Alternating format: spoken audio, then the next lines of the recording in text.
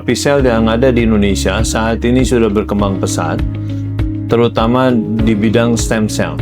Indonesia sendiri bisa membuat stem cell itu, ada beberapa laboratorium yang sudah bisa membuat stem cell di Indonesia.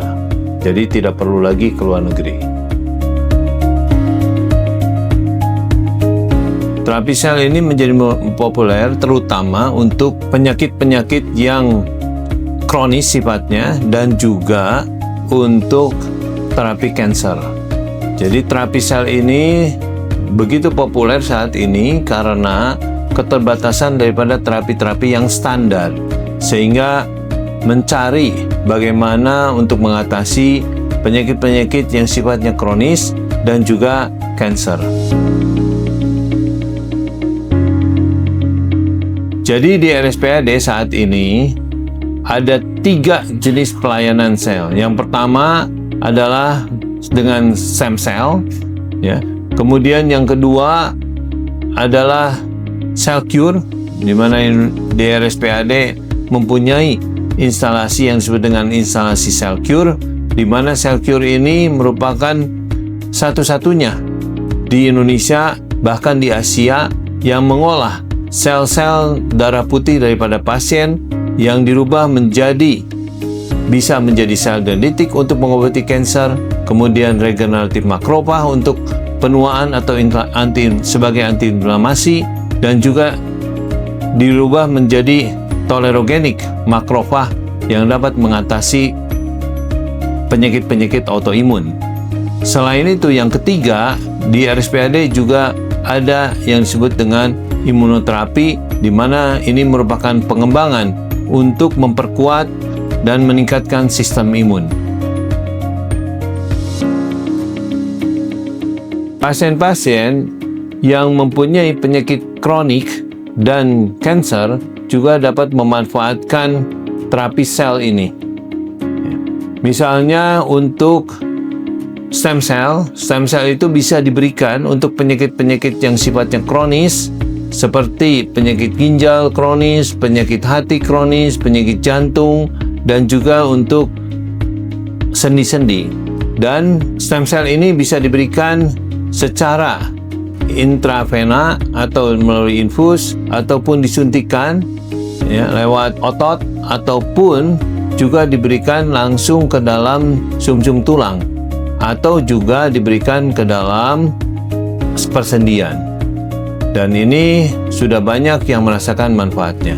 Yang berikutnya adalah pemberian daripada terapi di cell cure, yaitu pemberian dendritic cell untuk pasien-pasien dengan kanker, kemudian untuk wellness atau kebugaran itu dapat diberikan regeneratif makrofag.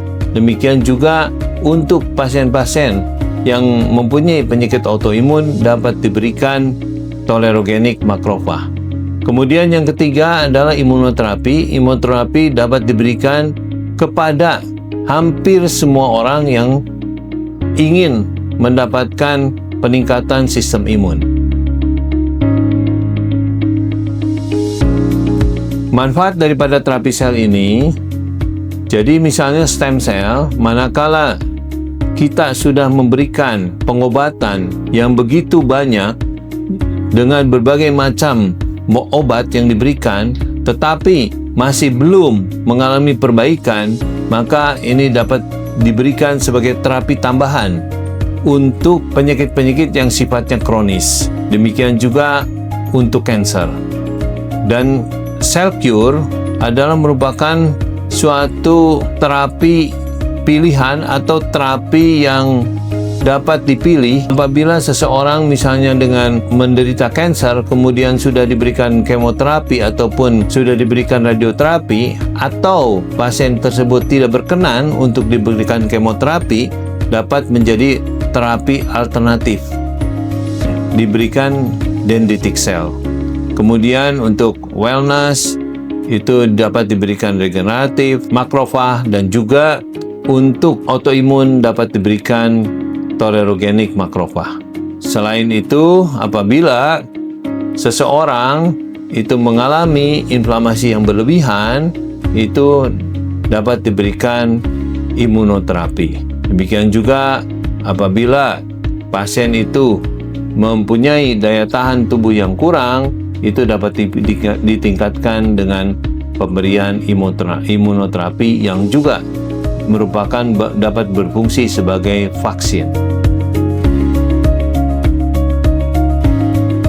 Pada dasarnya, apabila stem cell diberikan dari orang lain, asalnya dari orang lain, itu dapat memberikan reaksi kepada tubuh, ketidakcocokan atau alergi, kemudian juga pengentalan darah.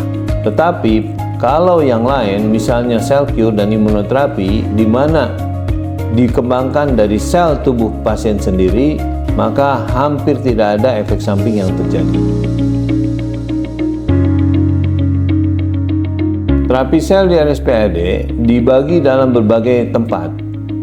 Apabila ingin melakukan stem cell, maka bisa datang ke Pavilion Kartika lantai 4. Di sana ada klinik estetika dan stem cell. Sedangkan untuk sel cure dapat datang ke instalasi sel cure di RSPAD, ada gedung tersendiri yaitu gedung sel cure. Dan demikian juga imunoterapi dapat datang ke gedung imunoterapi. Jam operasional yaitu jam kerja antara jam 8 pagi sampai jam 15.00 siang. Untuk stem cell, biaya yang dikeluarkan itu tergantung daripada jumlah sel yang dipakai. Misalnya, stem cell akan dilakukan pemberian stem cell 100 juta sel, maka biaya berkisar antara 300 sampai 350 juta. Kemudian untuk sel cure, tergantung juga pelayanan yang diberikan. Rata-rata itu sekitar 300 sampai 400 juta. Kemudian untuk imunoterapi itu 15 juta per kali. Jadi untuk diketahui bahwa di RSPAD mempunyai pelayanan yang lengkap.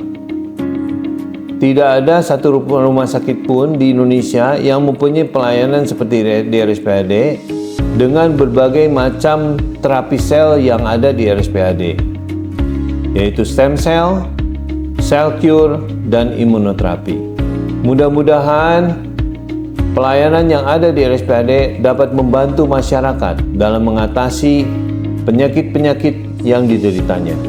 Dan ke depan tentunya akan semakin berkembang teknologi yang tentunya RSPAD akan selalu mengikuti perkembangan teknologi ini. Terima kasih.